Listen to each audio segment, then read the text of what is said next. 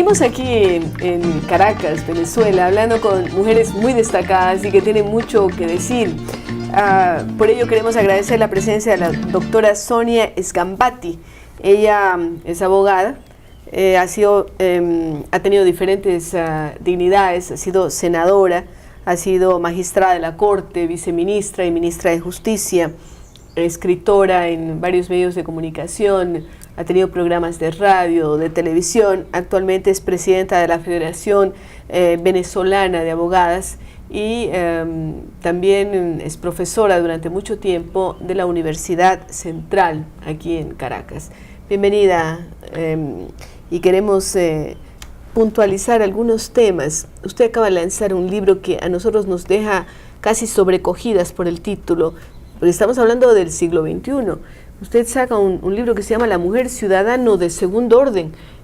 Doctora, yo sé que usted tiene muchas cosas para hablar, pero me gustaría que ¿por qué nos dice que somos un ciudadano de segundo orden o por qué reconoce que lo somos? Bien, pero ante todo, bienvenida a esta tierra, tu Muchas tierra. Gracias. Y un saludo muy especial a la hermana República de Ecuador. Gracias, muy gentil. Este título, La mujer ciudadana de segundo orden, esta es la tercera edición actualizada. Que acaba de salir ahora por el Día de la Mujer, ¿verdad? El Día de la Mujer, efectivamente. Se bautizó en el despacho de la rectora de la Universidad Central de Venezuela, donde soy profesora titular. La primera edición fue en 1975, Año Internacional de la Mujer, donde estamos en una situación de minusvalía y donde el Código Civil, que fue la conquista más grande que logramos hacer, rompimos paradigmas.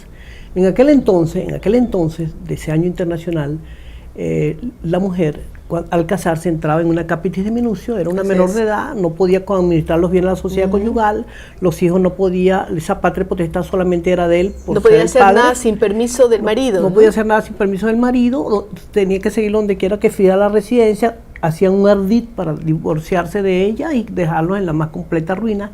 Y los hijos, además, según el origen, si era dentro del matrimonio, fuera el matrimonio, estaban en la doctrina de hijos adulterinos, hijos sacrílegos, hijos naturales, hijos legítimos, y eso hacía que algunos ni siquiera existían para los efectos legales, eran como animalitos.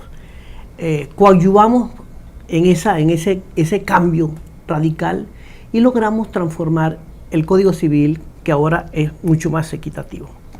Otra cosa, nosotros teníamos disposiciones, o tenemos disposiciones en el Código Penal, voy a narrar una, por ejemplo, que si el hombre sospechaba que la mujer le era infiel, sencillamente, pudiera ser celos patológicos, la mataba, y la penalidad para él era 6 meses a 3 años de prisión.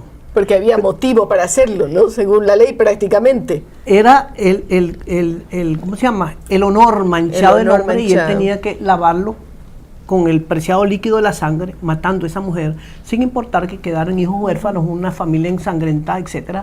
Pero si era al revés, la mujer, por las mismas circunstancias que el del hombre, era la que accionaba y mataba a su compañero, a su cónyuge, ella salía con una penalidad de 20 a 30 años de presidio.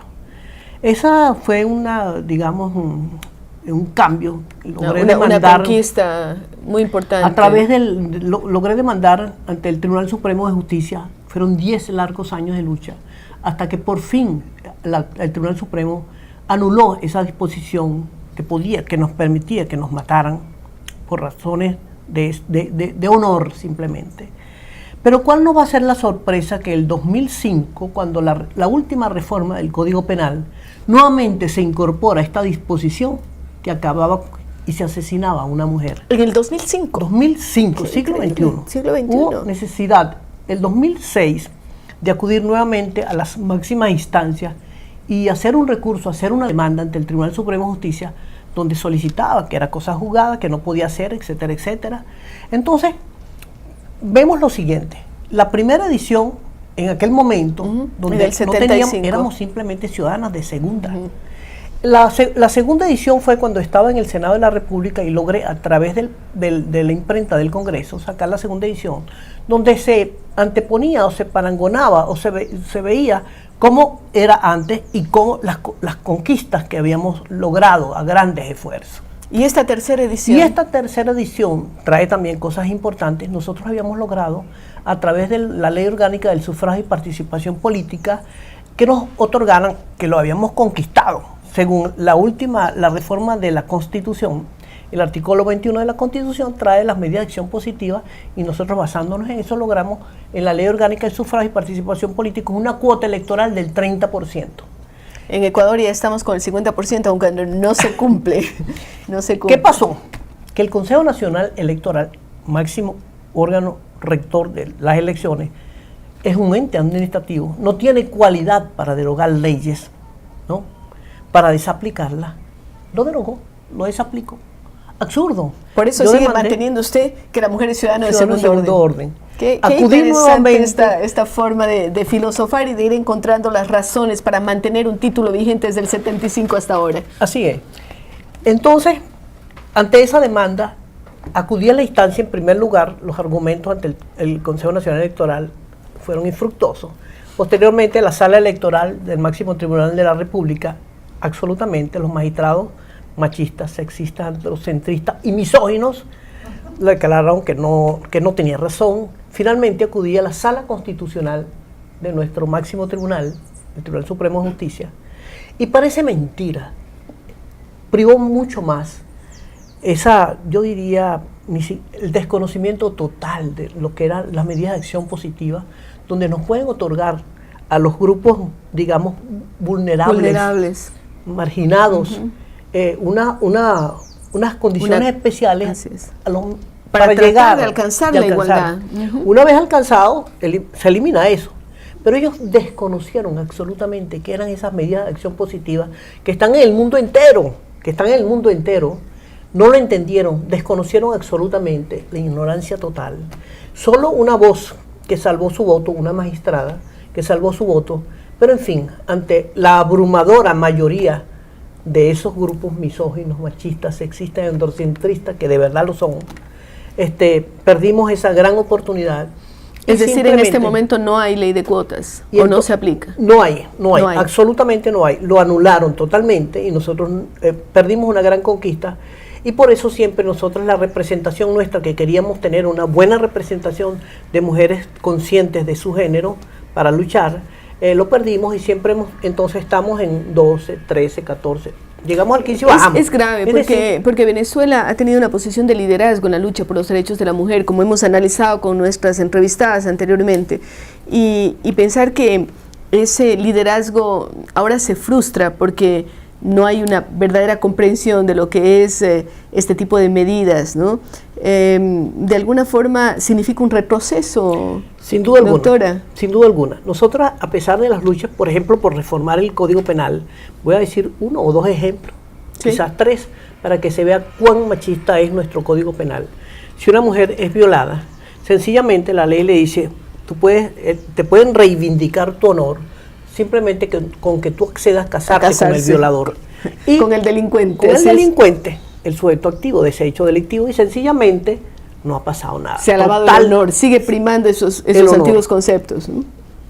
La impunidad absoluta. Pero si es una banda o patota, una violación múltiple, con que esa víctima se case con uno de ellos, sencillamente todos salen en libertad, todos que salen por la puerta grande de la cárcel, no les quedan antecedentes y no ha pasado nada.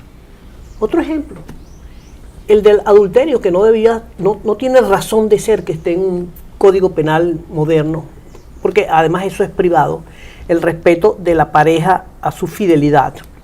Sin embargo, aquí traemos que a la mujer se le puede sancionar con 6 meses a 3 años de prisión si ese hombre piensa o cree o tiene testimonio de que la mujer le fue infiel con un hombre que no era su marido. Un acceso carnal de una sola vez puede ser llevada a juicio, procesada y condenada de 6 meses a 3 años de prisión. ¿Qué pasa cuando es el hombre el que tiene encuentros carnales con cualquier cantidad de mujeres que no sean su esposa? Pues no pasa nada. Impunidad absoluta. Impunidad absoluta. Es decir, que todavía esa discriminación se sigue manteniendo desde el punto de vista legal, porque hemos analizado en varios países el tema legal y muchas veces la ley va adelante, ¿no? Que no se cristaliza en la práctica por la costumbre, por ciertas formas culturales, etcétera, pero aquí estamos asistiendo a que la ley está consagrando principios de inequidad para las mujeres. Absolutamente. Es más. La ley le dice a ese hombre, usted solamente puede ser llevado a un proceso y condenado por adulterio si hay dos causales. La primera, que mantenga a esa mujer en forma públicamente notoria. Es decir, que es el amancebamiento público, la notoriedad, lo que se sanciona. Si se hace privadamente, no pasa nada. Discretamente, no pasa nada. ¿Cuál es la segunda causal que él pueda ser llevado a proceso y condenado? Que esa mujer, esa amante, la tenga en la propia casa conyugal. Es decir, que se pasó los excesos de humillar a la esposa. Y solamente allí podría ser sancionado. No, y además la sanción es la mitad de la que le correspondería a la mujer. Grave. Si la mujer dijimos 6 meses a 3 años de prisión, al hombre decimos, la ley le dice 3 meses a 18 meses. ¿Qué cosas insólitas se pueden percibir cuando se hacen análisis legales? Porque pensamos que ya en el siglo XXI estas cosas no podrían darse. Pero yo quiero pasar a otros temas, temas que tienen que ver con su producción. Usted ha sido una escritora prolífica y no solamente de textos legales. Usted ha hecho canciones, ha hecho himnos. Cuéntenos de esa faceta suya. Bien, bien. Bueno, entre los himnos que he compuesto está el himno del juez, el himno del defensor público, el himno del impreabogado, el himno de los colegios de abogados. Usted no se libra del tema legal ni siquiera cuando hace himnos. ¿Ah? Y canciones, sí, verdad, canciones muy hermosas, unas dedicadas a la lucha de la mujer, una que se llama Basta, Basta, Basta, que se ve la situación a través de la historia hasta que ella emerge de esa condición de minusvalía, de ciudadana de segundo orden, y dice basta, basta, basta. Y con esto nos quedamos, mi doctora. Basta, basta, basta. Hemos escuchado aquí suficientes palabras que nos dicen que tenemos que seguir luchando por los derechos en todos los países, en nuestra América y en el mundo. Un testimonio valiosísimo lo hemos tenido hoy día con lo que hemos conversado con la doctora Sonia Sgambati, a quien agradecemos muchísimo. Con ustedes regresamos, queridos amigos, luego de una breve pausa.